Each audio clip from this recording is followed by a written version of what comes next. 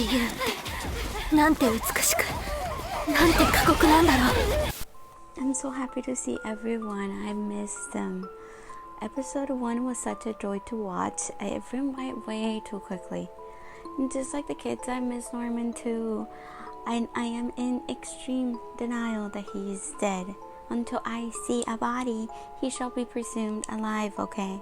By the way, I am anime only, so no spoilers. Okay, let's talk about the opening. The opening is upbeat. The song name is Identity and is by Kiro Akiyama, and I really liked it. I like the song. But the contrast with the opening sequence, the imagery that we got was such a big one. Look at the picture on the screen.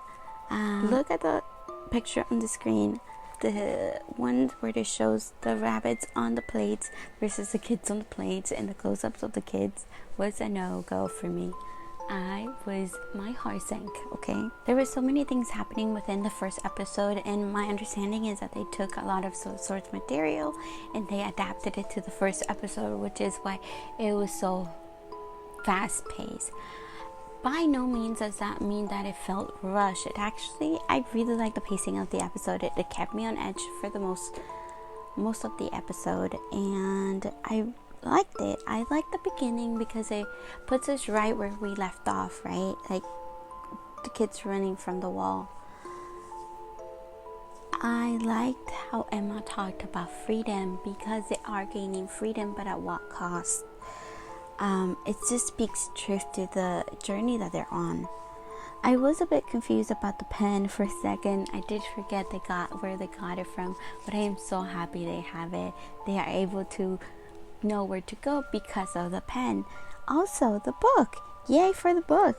Since they have a book and it kind of is like a guide for survival, does that mean that there's other people out there living? I don't know. I'm excited to see how the book is going to help them survive, like how they're going to use it for survival. Another thing is we really get to see the alien creatures. I'm not really sure what they are, but they are so achy. They're like a mixture of a dog, horse, I don't know, just creepy. I, for one, did not think we were going to see the pursuers coming after them in this episode, but it put me on edge, like I said. And the back and forth between Emma collapsing and Ray running from the pursuers was so good for me.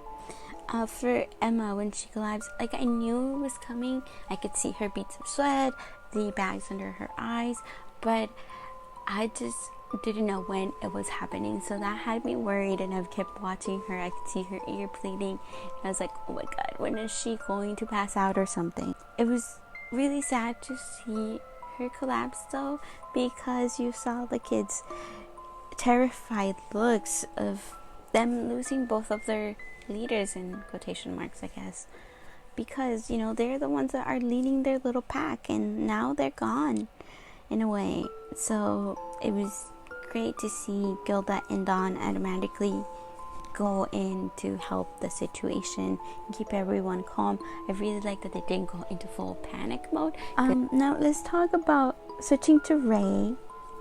When he was running and he gets caught, it reminded me that the beginning of the episode gave me death flags. Like, remember the promise he made to Emma to not leave them anymore? I was like, is he going to die? They cannot kill him now. Like, I just genuinely worried for him.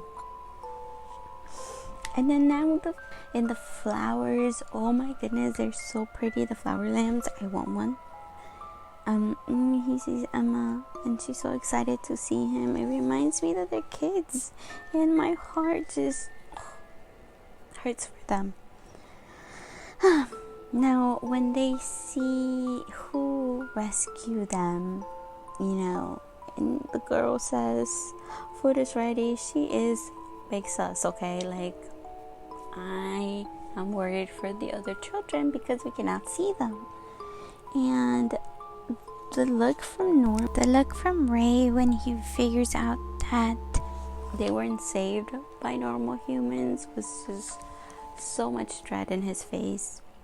And he waits no time and asks the questions, the real questions, ones that matter. And Emma's horror in my heart just falls for them. I am so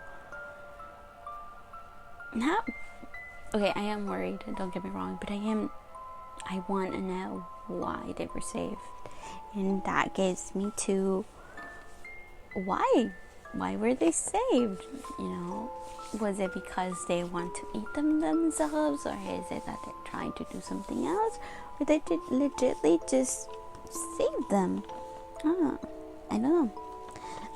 The ending of the ending song it's almost sad and melancholic. It's a lot slower than the beginning, but the imagery is beautiful. Overall thoughts, I was a bit worried because I did hear that they had covered a lot of material, but it actually worked pretty well in my eyes. I didn't feel a rush.